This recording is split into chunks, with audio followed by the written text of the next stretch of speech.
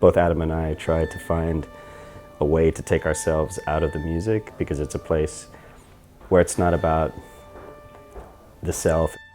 We leave a lot of space in the music so that other people have space to be inside of the music, and those are all very deliberate.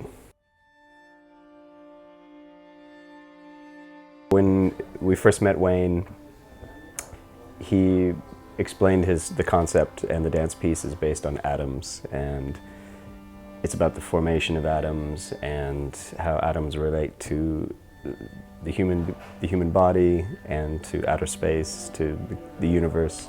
There was a few YouTube educational science videos, and this one in particular one revolves around an organism filmed in its smallest state and then coming out exponentially 1,000 times, 10,000 times, 200,000 times, until you go from being on the Earth into deep space and outer space. And it really was the catalyst to kind of understand what he was kind of going for, something really small, also becoming really, really large. I always felt a little bit that conceptual art and conceptual music can be a little bit like swimming through puke. You know, it really means a lot to maybe one person, and it's very rare, at least for me, that I actually kind of understand what the artist is talking about. I mean, if I go to see, art in a museum, I'm fine with it just being beautiful. I actually don't really care what it means. It's not really so important to me. Meeting Wayne and his ideas are, they're really complicated, and actually a lot of it it completely went over my head, but there was this really base simplicity to sort of these simple things related to atoms that I really got. I had an emotional connection with it, actually.